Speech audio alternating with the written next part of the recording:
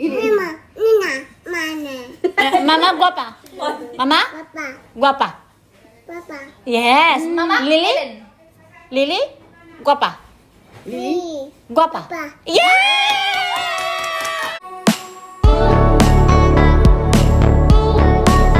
Ay! Nadaot kabayo. Alan Adarna tuwang-tuwa sa kanyang anak na si Liana na gustong-gustong magsasalita. Matalinong bata at madaling turuan. Ang mama gwapa at Liana gwapa ay kayang-kayang sabihin. Kaya na ngang magsebuana. 1-year-old nga lang si Liana pero matatas ng magsalita ng mga words.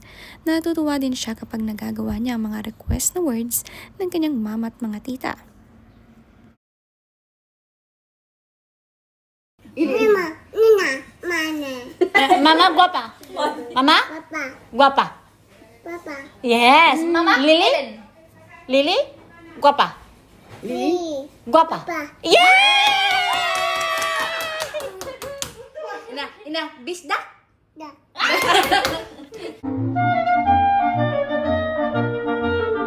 Binilhad din naman ni Alan Adarna ang kanyang anak ng bag.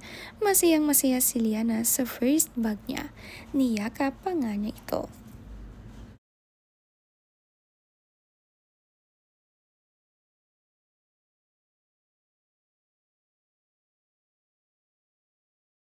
Ang cute naman kasi ng design ng bag na ito, animal stuffed toy. Ito nga ang hilig ni Liana at agad niyang niyakap. Ang ganda naman ng first Birkin mo, Liana. More to come kapag laki-laki mo. Mabibili na lahat ang hilig, lalo kapag nagdalaga na.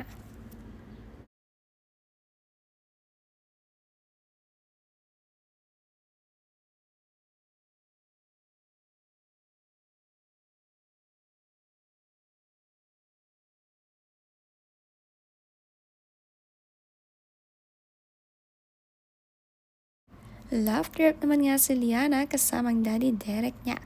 Nagustuhan nga kasi ang salamin ng Daddy at kinukuha niya ito. Ayaw ipasuot kay Daddy Derek. Sabay takbo nga si Liana pagkakuha ng salamin.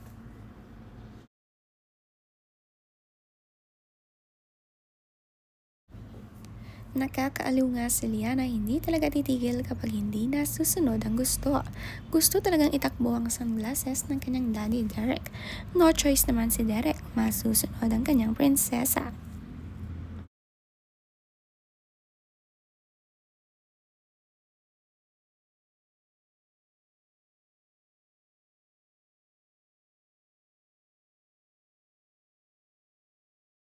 Ready your hands. Ready your hands. Here's the ball up. Ready your hands. I'm going to throw it to you. Ready your hands. Ready? Put your hands together. Oh, almost. Again. Oh, back. One more time. Go there. 1. Put your hands together. 2. Catch. Yeah! Si Liana naman tutok sa instruksyon ng kanyang Papa D. Tinuturuan nga paano sumalo ng bola. Talagang nakikinig sa kanyang papa paano ang gagawin. Agad naman niyang nagawa saluhin ang bola. Bukod sa soccer, basketball naman ang kanyang nilalaro.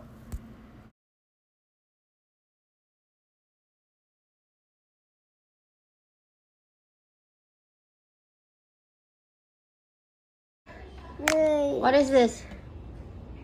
Lily, This one. Lily, Oh, that's a bear. Very good. Okay, what is this? Papa, Takada. Pokemon man na. This one. Gugu, Tiger. This one. Piggy, Piggy. This one. What is this? What's this? Toko, Toko. This one. Papa, What's this? Papa, Bak. Chicken? Chicken? What's the sound of a chicken? Um.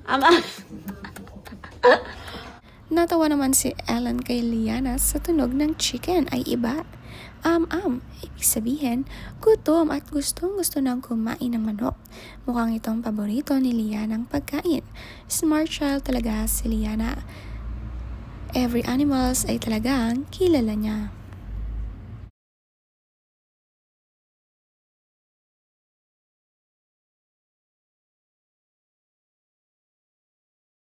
Nasasanay na rin si Liana mag-makeup, nakikigaya sa kanyang mama at sarili nga niya'y nilalagyan na niya.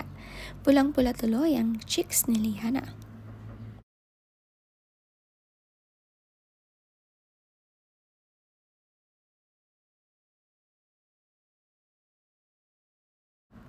Paglaki ni Liana, marami kang magagamit na makeup ng kanyang mommy Ellen. Mahilig din kasi sa makeup si Ellen Adarna, lalo na sa mga skincare. Maraming mamamana kay Ellen ng mga damit, makeup at jewelry.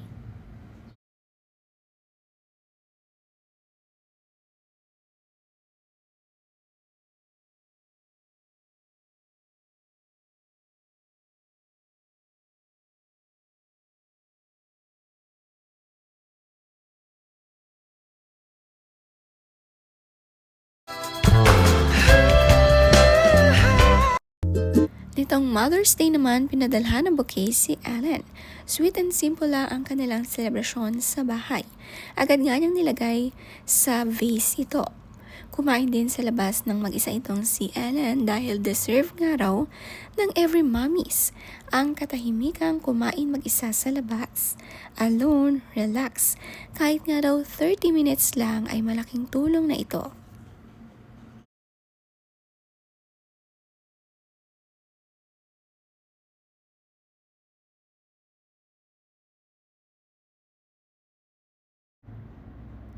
Nagpakabit din si Ellen ng aircon dahil hindi na nga kaya ng lumang AC palamigin ang kwarto nila dahil ang mga anak ay sobrang mainitin, sabi ni Ellen. At this point, we're no longer cooling a room. I'm preserving penguins, my kids. 5 HP aircon by LG setup because my children identify as penguins and me a mama polar bear. Non-stop naman daw ang shopping ni Ellen para kay Liana, lalo na kapag papasok na ng school ay kumpleto lagi ang gamit.